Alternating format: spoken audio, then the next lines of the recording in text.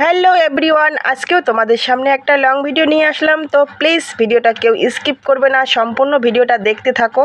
তো নিশ্চয়ই এখানে কিছু তথ্য খুঁজে পাবে, কারণ সম্পূর্ণ ভিডিও না দেখলে কিন্তু কিছুই বুঝতে পারবে না। আর আমি কি করতেছি তোমরা নিশ্চয়ই বুঝতে পারছো।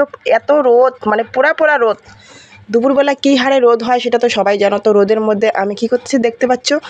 তো ঘাস কাটতেছি। ঘাসগুলো আমাদের ছাগল আছে, গরু আছে, ওদের জন্য ঘাস কাটতেছি। কারণ মানুষের যখন খিদে লাগে রান্না করে খেতে পারে, কিন্তু ছাগল গরু তো খেতে পারে না, তাই ওদেরকে তো ঘাস রেডি করে দিতেই হবে।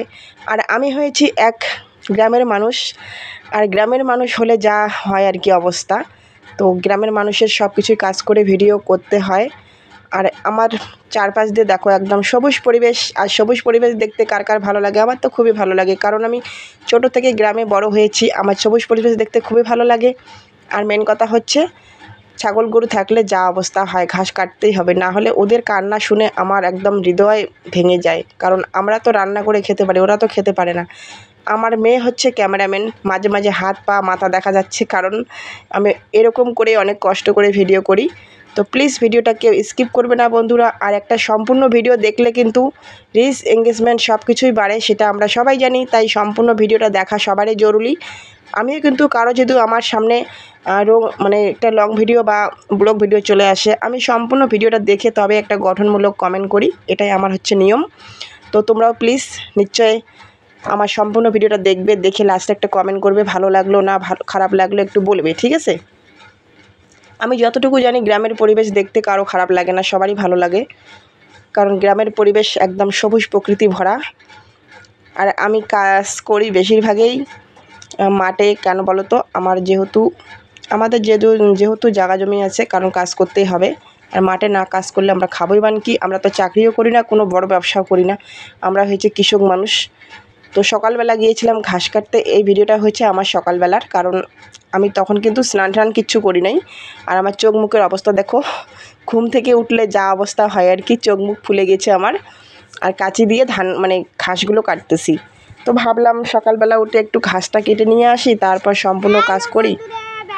আর আমার মেয়েকে এখানে দেখতে পাচ্ছ, আমি বললাম সোনামা কাটতে হবে না, ও জোর করে ঘাস কাটতেছে আমার হাত থেকে কাঁচিটা নিয়ে, মানে ট্রেনিং করতেছে, যেহেতু ও তো একটা গ্রামের মানুষ। ঘাস কাটতেছি, ছাগলকে দিতে হবে, তার জন্য ঘাস কাটতেছি। দেখো দেখো কি ঘাস হয়েছে, কাটতেছি। দেখো বন্ধুরা, আমি ঘাস কাটতেছি, কেরা কাট। তো এগুলো কিসের গাছ দেখো তো একটু, এগুলো হয়েছে, তোমরা হয়তো অনেকে চিনবে না।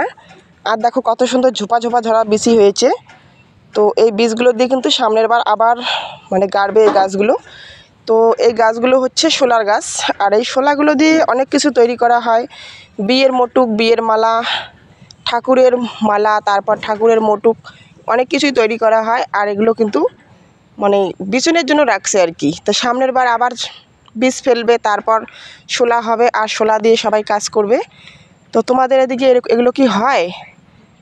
ভিতরে দেখো আরও অনেক আছে, ফুল ধরেছে, তারপর বীজ হয়েছে।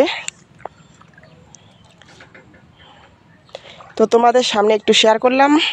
কেমন লাগলো আমার লং ভিডিওটি একটু কমেন্টে জানাবে। আর আমি চলে আসছি ঘাস কাটতে ছাগলের জন্য। তারপর দেখো আমার মেয়েকে এই জায়গায়,